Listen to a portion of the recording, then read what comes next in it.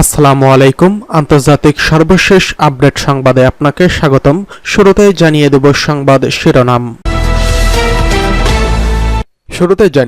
কুরস্কে রুশ ও উত্তর কোরীয় সৈন্যদের ব্যাপক ক্ষয়ক্ষতির দাবি জেলেনস্কির। জানিয়ে দেব লেবাননে ৬০ দিনের যুদ্ধবিরতির মেয়াদ বাড়ানোর তাগিদ দিচ্ছে রেড ক্রস।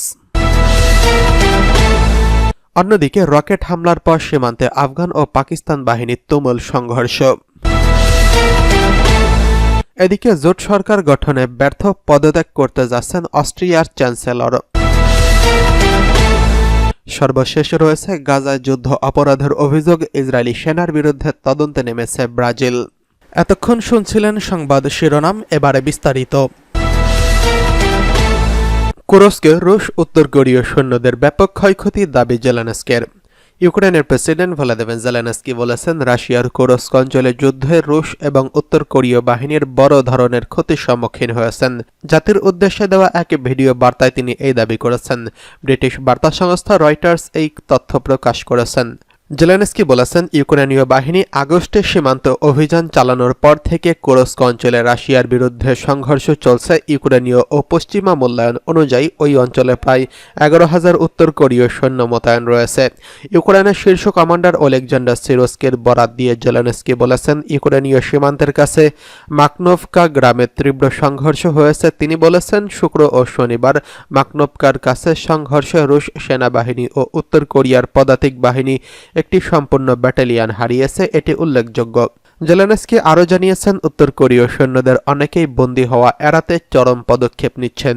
কিছু ক্ষেত্রে তাদের নিজেদের বাহিনী কর্তৃক মৃত্যুদণ্ডের মুখে পড়েছে। জেলেনস্কির দেওয়া তথ্য স্বাধীনভাবে যাচাই করতে পারেনি রয়টার্স।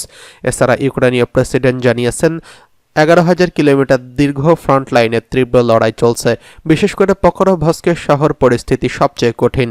রুশ সেনারা পকরভস্কের দক্ষিণ দিক দিয়ে ঘিরে ফেলার জন্য নতুন আক্রমণ চালাচ্ছে এবং ইউক্রেনীয় বাহিনীর সরবরাহ লাইন কেটে দেওয়ার চেষ্টা করছে।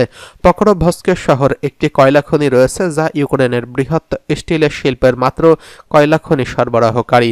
যুদ্ধের আগে এই শহরে প্রায় ৬০,০০০ মানুষ বসবাস করতেন, যাদের মধ্যে এখন আনুমানিক ১১,০০০ জন অবশিষ্ট রয়েছেন। এদিকে লেবাননে ৬০ দিনের যুদ্ধমেয়াদ বাড়ানোর তাগিদ দিচ্ছে রেড ক্রস। লেবাননে একাধিক যুদ্ধক্ষেত্রে লড়াই চলার পর উত্তেজনা কমানোর চেষ্টায় হিজবুল্লাহ ও ইসরায়েলের মধ্যে গত ২৬শে নভেম্বর ৬০ দিনের যুদ্ধবিরতির চুক্তি সই হয়। চলতি মাসের ২৬শে জানুয়ারি এই যুদ্ধবিরতির সমাপ্তি হতে পারে।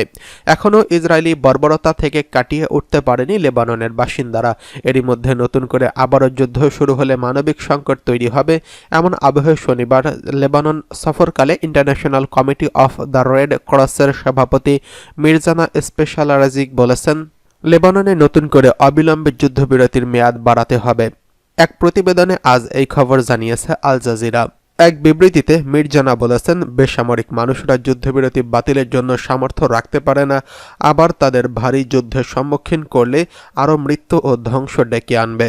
তিনি আরও বলেন, বাস্তুচ্যুত পরিবারকে তাদের ঘরে ফিরে যেতে দিতে হবে। তাদের জীবন পুনর্গঠনের জন্য মানবিক সহায়তার জন্য যুদ্ধবিরতি বজায় রাখা অপরিহার্য।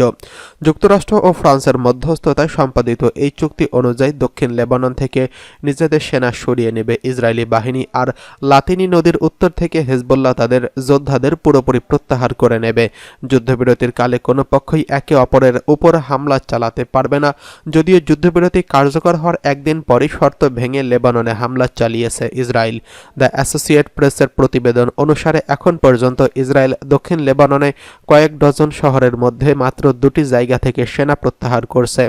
দেশটিতে প্রায় প্রতিদিন বিমান হামলা চালিয়ে যাচ্ছে। শনিবার হিজবুল্লাহর নতুন প্রধান নাইম কাসেম বলেছেন, তার দল ইসরায়েলের যুদ্ধবিরতির লঙ্ঘনের জবাব দিতে প্রস্তুত। এদিকে রকেট হামলার পর সীমান্তে আফগান ও পাকিস্তান বাহিনীর তুমুল সংঘর্ষ।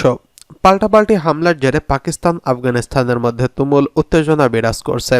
শুক্রবার দিবাগত গভীর রাতে খোস্ত প্রদেশে আফগানিস্তান ও পাকিস্তানি বাহিনীর মধ্যে কয়েক ঘণ্টাব্যাপী সংঘর্ষ হয়েছে। স্থানীয় বাসিন্দাদের বরাত দিয়ে প্রতিবেদনে বলা হয়েছে, শুক্রবার রাত 1:30টায় আফগানিস্তান বাহিনীর সঙ্গে পাকিস্তান বাহিনীর সংঘাত শুরু হয় এবং ভোর 5টা পর্যন্ত এই সংঘাত চলে। খোস্ত প্রদেশের আলিশের জেলায় প্রথমে পাকিস্তানি বাহিনী রকেট হামলা চালায়। এর জেরে আফগান বাহিনী পাল্টা জবাব দেওয়া শুরু করে। তবে সর্বশেষ এই সংঘাতে কোনো হতাহতের ঘটনা ঘটেনি বলে আফগানিস্তানের পক্ষ থেকে বলা হয়েছে। আলিশের জেলায় পাকিস্তানের এই হামলা সমালোচনা করেছিলেন সেখানকার বাসিন্দারা। খোস্তের বাসিন্দা হাকিমুল্লাহ বলেছেন, গতরাত 1:50 থেকে পাকিস্তানি বাহিনী রকেট হামলা চালায় এবং আফগান বাহিনী তা প্রতিহত করে এবং দুই পক্ষের মধ্যে সংঘর্ষ ভোর 5টা পর্যন্ত চলেছে। খোস্তের আরেক বাসিন্দা দৌলত খান বলেছেন, এসব সংঘাতের কারণে নানা সমস্যার কবলে পড়েছে মানুষ। দরিদ্র ব্যক্তিদের গ্রামে যাতায়াতের সামর্থ্য নেই। গত 25শে ডিসেম্বর আফগানিস্তানের পাকতিয়া প্রদেশে প্রথমে হামলা চালায় পাকিস্তানি বাহিনী। এতে আফগানিস্তানে অন্তত 46 জন নিহত হয়েছে। নিহতদের মধ্যে নারী ও শিশু রয়েছে। এই হামলার জেরে গত 28শে ডিসেম্বর আফগান বাহিনী পাল্টা হামলা চালিয়েছে। এতে পাকিস্তানে অন্তত 19 সেনা নিহত হয়েছেন। এরপর থেকে দেশ দুটির মধ্যে পাল্টাপাল্টি হামলার ঘটনা ঘটেছে এবং উত্তেজনা বেড়েই চলেছে। এদিকে জোট সরকার গঠনে ব্যর্থ, পদত্যাগ করবেন অস্ট্রিয়ার চ্যান্সেলর। পদত্যাগ করার ঘোষণা দিয়েছেন অস্ট্রিয়ার চ্যান্সেলর কার্ল নেহামা। আগামী কয়েকদিনের মধ্যেই সরকার প্রধান ও দলের প্রধান নেতার পদ থেকে ইস্তফা দেবেন বলে জানিয়েছেন তিনি। এক প্রতিবেদনে ব্রিটিশ সংবাদ মাধ্যম বিবিসি জানিয়েছে, জোট সরকার গঠন নিয়ে রাজনৈতিক দলগুলোর সঙ্গে আলোচনায় ব্যর্থ হওয়ার পর পদত্যাগের ঘোষণা দিলেন কার্ল নেহামা। তিনি বলেছেন, জোট সরকার গঠন করার প্রশ্নে তার দল কনজারভেটিভ পিপলস পার্টি সোশ্যাল ডেমোক্র্যাটদের মধ্যে ঐক্যমত্য হয়নি। গত শুক্রবার জোট সরকার গঠনের আলোচনা থেকে সরে দাঁড়ায় রাজনৈতিক দল নিওস। এর পরপরই মূলত জোট সরকার গঠনের আলোচনা ব্যর্থ হয়। নিওস অস্ট্রিয়ার উদারপন্থী রাজনৈতিক দল হিসেবে পরিচিত। গত সেপ্টেম্বরে সাধারণ নির্বাচনে নজিরবিহীন জয় পেয়েছিল অতি ডানপন্থী রাজনৈতিক দল ফ্রিডম পার্টি। তবে অন্যান্য রাজনৈতিক দল ফ্রিডম পার্টির সঙ্গে জোট গড়তে আপত্তি জানিয়েছেন। এমন পরিস্থিতিতে বিশ্লেষকরা বলছেন, অস্ট্রিয়ায় নতুন করে নির্বাচন হতে পারে। ফ্রিডম পার্টিও নতুন নির্বাচনের পক্ষে, কারণ দলটির জনপ্রিয়তা ক্রমশই বেড়েই চলছে। সামাজিক যোগাযোগ মাধ্যম এক্সে দেওয়া পোস্টে ফ্রিডম পার্টি জানিয়েছেন, নির্বাচনের পরবর্তী সময় জোট গড়ার আলোচনায় এরই মধ্যে 3 মাস নষ্ট হয়েছে, কিন্তু এই সময় স্থিতিশীলতার পরিবর্তে বিশৃঙ্খলা দেখা দিয়েছে। গত সেপ্টেম্বরে নির্বাচনে ফ্রিডম পার্টি প্রায় 29% ভোট পেয়েছে। Chancellor Karl Nehammer conservative people's party ছিল দ্বিতীয় অবস্থানে। দলটির ভোট পেয়েছে 26.3% আর 21.3% ভোট পেয়ে তৃতীয় অবস্থানে রয়েছে সোশ্যাল ডেমোক্র্যাট।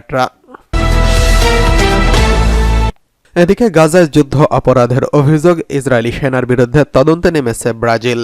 ফিলিস্তিনের অবরুদ্ধ গাজা উপত্যকায় যুদ্ধ অপরাধের দায়ে অভিযুক্ত এক ইসরায়েলি সেনার বিরুদ্ধে তদন্তের নির্দেশ দিয়েছে ব্রাজিলের একটি আদালত।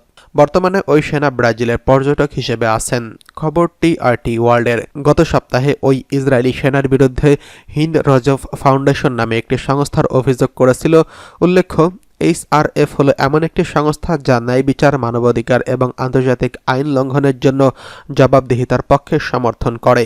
এইচআরএফ অভিযোগ করেছিল, সন্দেহভাজন ইসরায়েলি সেনা বর্তমানে একজন পর্যটক হিসেবে ব্রাজিলে রয়েছেন। তিনি গাজায় ইসরায়েলের গণহত্যামূলক প্রচারণার অংশ হিসেবে বেসামরিকদের বাড়ি ঘর ভেঙে ফেলেন।